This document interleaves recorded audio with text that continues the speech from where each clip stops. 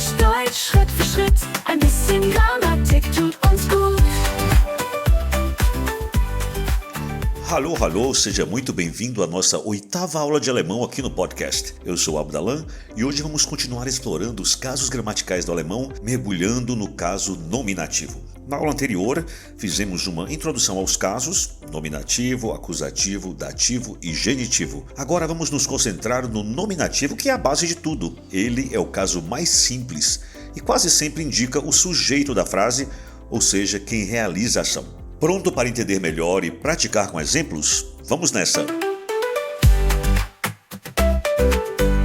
O que é o caso nominativo? O nominativo é o caso usado para o sujeito da frase, aquela palavra ou expressão que indica quem faz a ação. Ele também é usado para o predicado nominal, que explica o que o sujeito é, que comenta algo sobre o sujeito da oração.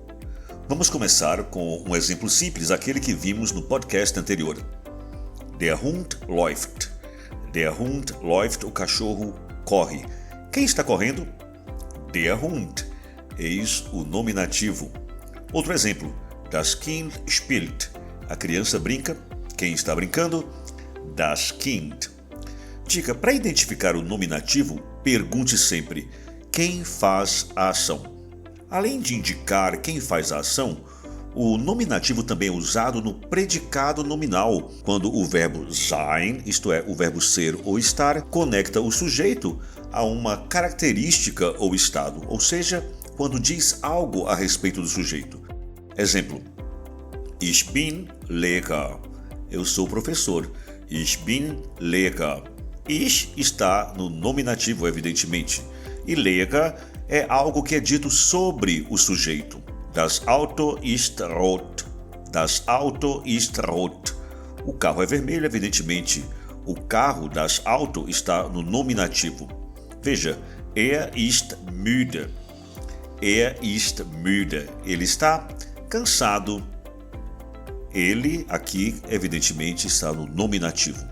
Dica prática: sempre que o verbo for sein ou algo parecido como werden, bleiben, em português dizemos verbos de ligação, temos aí um nominativo.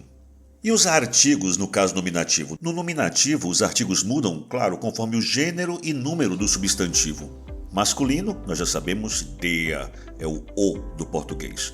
Der Mann ist hier, o homem está aqui. Feminino, die. O artigo feminino português é a. Die Frau ist nett. Die Frau ist nett. A mulher é simpática. Neutro, das. Ora, nós não temos neutro em português, então poderá ser em alguns momentos o, outras vezes a. Das Kind ist klein. Das Kind ist klein. A criança é pequena. E o plural, die, para os ou para as. Die Kinder spielen. Die Kinder spielen, as crianças brincam. Vamos treinar agora? Eu vou dizer frases em português e você tenta identificar o sujeito, ou seja, o elemento que está no caso nominativo, e depois eu dou a resposta. Como eu digo o gato está dormindo em alemão? Die Katze schläft. Quem é o sujeito? Die Katze, o gato, tá bom? Se você quiser indicar um gato macho, der Kater schläft. As crianças estão brincando. As crianças estão brincando, como eu digo isso em alemão? Die Kinder spielen. Die Kinder spielen. Onde está o sujeito? Claro, die Kinder, nominativo, portanto.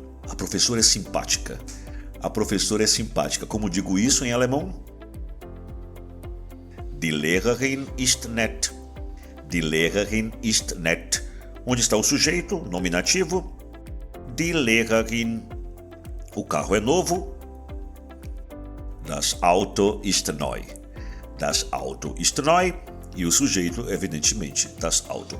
Com o tempo você vai reconhecer o nominativo automaticamente, porque ele sempre é o centro da ação na frase. Curiosidade, quando o nominativo não é sujeito. Às vezes, usamos o nominativo em expressões fixas, que não têm sujeito, mas ainda assim seguem essa lógica. Por exemplo, Es ist kalt. Es ist kalt. Está frio. Es, aqui, é um pronome usado para introduzir a frase, mesmo que não seja um sujeito real realizando a ação. Jeder Tag ein kleines Ziel. Mit jedem Wort kommt mehr Gefühl. E aí, como foi? Hoje você aprendeu como identificar o caso nominativo em alemão, reconhecendo o sujeito e o predicado nominal. É um dos casos mais simples, mas também o mais importante para entender a base da gramática alemã. Na próxima aula vamos explorar o caso acusativo, que mostra quem sofre a ação. Se você já está curioso, não perca. Muito obrigado por acompanhar até aqui. Continue praticando e, como sempre, bis bald!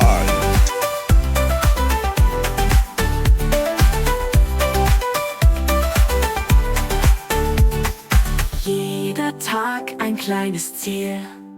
Mit jedem Wort kommt mehr Gefühl.